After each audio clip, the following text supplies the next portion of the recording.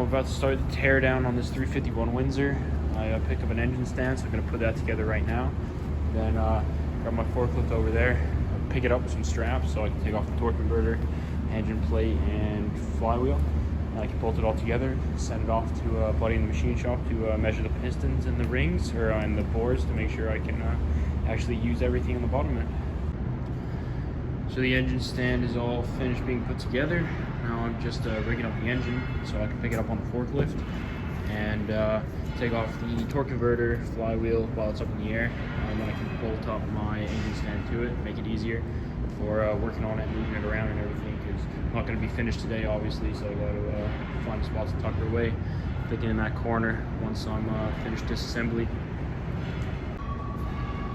So the old junkyard motor's up in the air right now. Kind of ghetto slinged up there, but that's all right. Just got to get underneath here and take out these bolts. It's nice that it's up in the air because I can just spin it and then hit the next one and next one and next one until she pulls off. So it's only 4 bolts holding it on, and I'll check back in when that's off.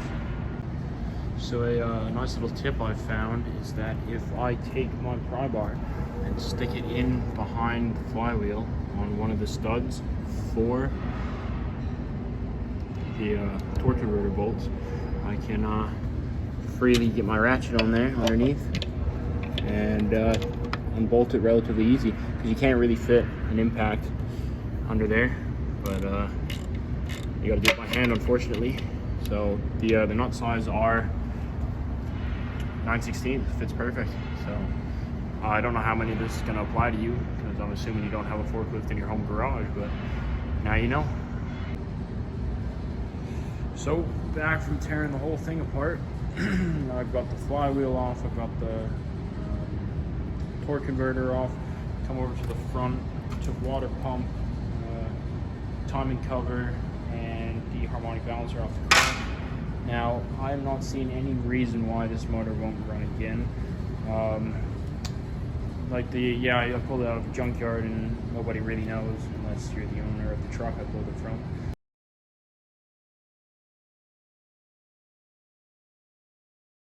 But the pistons look pretty good considering they've been put through probably hell in that truck.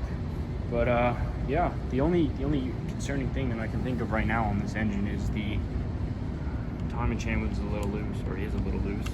But I mean, it was still in time.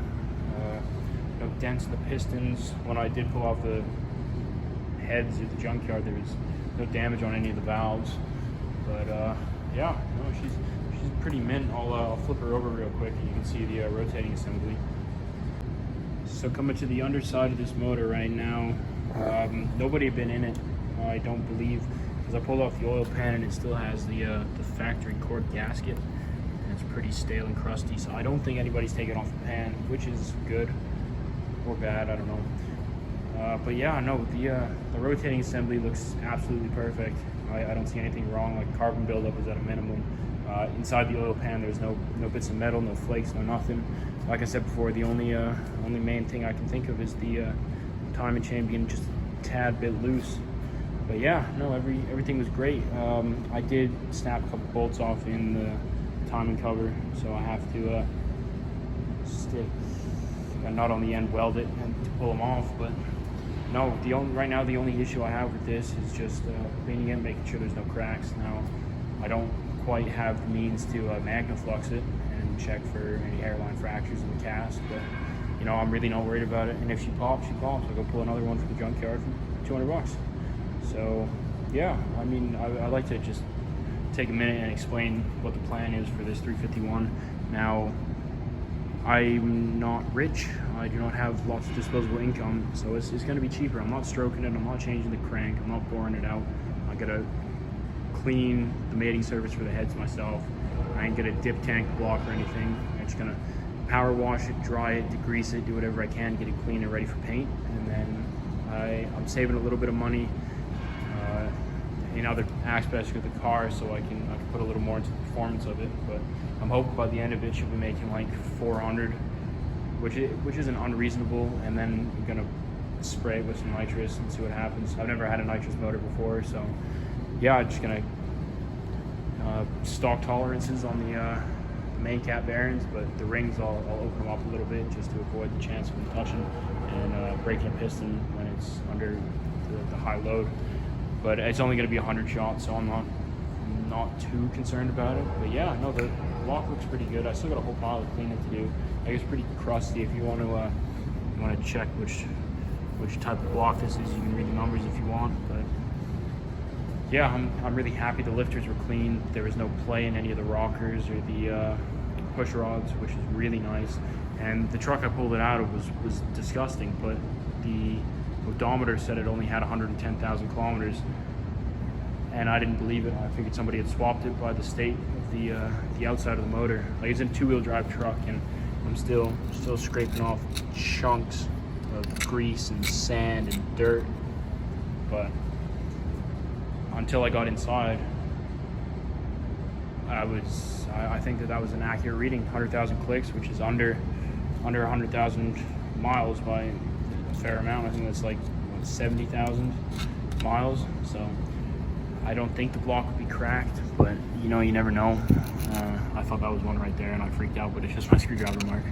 So yeah, I might annoy some purists, but this is going in a Ford. It's a Ford motor going in a Ford, but I'm painting it Pontiac blue because I think that metallic color just looks great, and with all the chrome accents, it'll look even better. So I mean, you're just gonna have to take my word for it.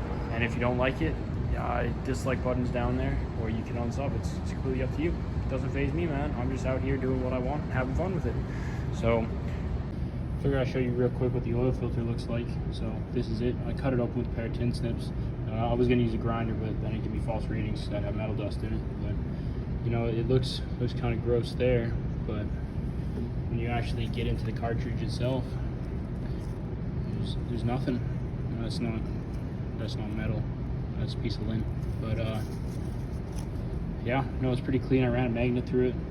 Nothing. I put the original oil pan, which I don't think I can use because it won't fit in my Mustang with the steering linkage and all that. But I put that in my Varsol tank. Poured a little in there, see if it would dissolve the grease into the metal at the bottom, but there was nothing. So I'm very, very impressed with the internal integrity of this motor. So yeah, that's about all.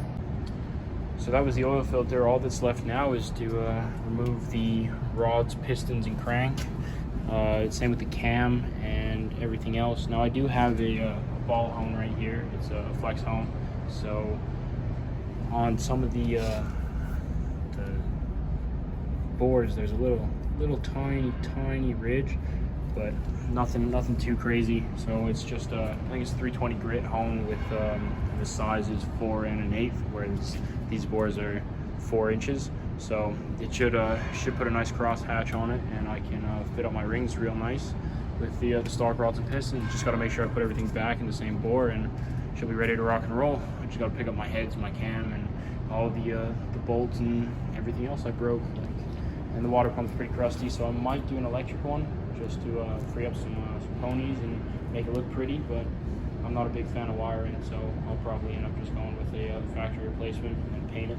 So yeah, that's about all for today. I think that's all for the video today. I hope you enjoyed it. Feel free to like, subscribe, comment, share. Hell, even dislike it if you want. But apart from that, you have yourself a good weekend.